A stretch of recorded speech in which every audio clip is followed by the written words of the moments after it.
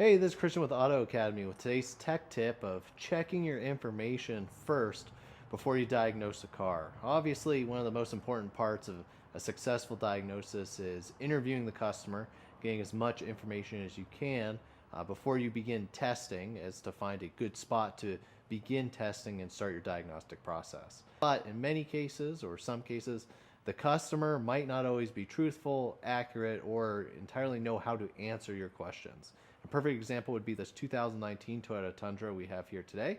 This was actually brought in by another shop, so now I'm interviewing that shop about their work, as well as getting the information that they got from the customer when they interviewed them. So a little bit of telephone as well.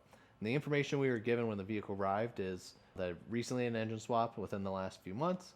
It's consistently got 4 to 5 codes that are permanent. As soon as you erase them and flip the key, they come immediately back. And that the vehicle had recently been to the Toyota dealer and had the ECU replaced, and that hasn't resolved the issue. So it's ended up here at our shop. Some things that we took into consideration before beginning our diagnostic is, even though this is a 2019, again, we were able to verify that it does have a replacement engine. So that does tell us that, hey, at some point the wiring harness in its entirety or most has been off of the engine. So that presents the opportunity for wiring to rub and such if it isn't in its original cinched position, as well as the vehicle has almost 300,000 miles on it. So really ups the amount of variables for potential areas things can go wrong. But luckily, by verifying some of the information we got, even though we'd interviewed the shop, who apparently interviewed their customer, we were able to shorten the diagnostic process significantly by making sure the information we had was quick and accurate. So again, we were told that the vehicle had been to Toyota, they put an ECU in and replaced a variety of other parts, but this issue has been still occurring. So luckily, I was able to reach out to the local Toyota dealership and receive the full history for this vehicle. And I was able to verify that it did have a recent ECU replacement.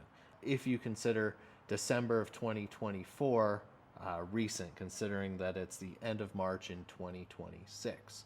So reading through the technician notes, it looks like the ECU was replaced for a separate reason. And that might have been misconstrued when the other shop interviewed the customer, making it seem much more recent and potentially more related to the current issue. But based on that spread of time and the condition the vehicle was brought in, it gave us a strong certainty that, hey, the ECU replacement probably had nothing to do with the current issue.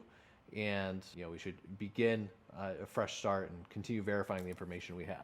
The other thing we were given is when the vehicle came in, the shop gave us a handwritten note of the codes for which they scanned the day before, and there were 6 permanent codes stored in the vehicle. And yet, when we scanned it here in our shop upon arrival, we only had 4 codes that were permanent, and they were all circuit codes. P0102 for mass airflow, P0403 for EGR, P1613 for secondary air, and P1614 for secondary air driver on bank 2. So right out of the gate, we were believing that there's got to be some sort of short somewhere or electrical issue, considering all those components are on the passenger side of the vehicle and quite close to one another. And what I was about to begin doing was unplugging each of them to see if that would remedy the short. But again, I've been given incorrect information already, so let me diagnose the vehicle as if it's coming to me and this is the first time I've heard of this problem. And that ended up being the beginning and the end of the diagnostic process. So what I decided to do was start at the fuse. And when I did start at the fuse, after looking at the wiring diagram, the EFI number 2 fuse is what controls this entire circuit. When I pulled it out, that specific fuse was blown. But if you slow down and double check, more importantly, this specific fuse is a 5 amp fuse on a 10 amp circuit. So I'm sure you can replace it as many times as you want with a 5 amp. It's probably going to continue to blow, but that doesn't indicate an error in the circuit if it's designed for 10 amps. So what we did was replace it with a 10 amp fuse, cleared the codes, performed a 25-mile test drive, and what do you know? All the issues are resolved. So just a quick tech tip, before you go chasing down the rabbit hole of, hey, did one of these wires get pinched due to age, mileage, the vehicle has had the engine replaced, are there wires rubbing, creating a short, the engine's been replaced, are any wires pinched in the bell housing? Verify your information and then start from the beginning. Start from the top, verify the easiest things first. Sometimes That might end up being the solution to your problem and save you and the customer a buttload of time. This has been Christian with Auto Academy with a quick tech tip.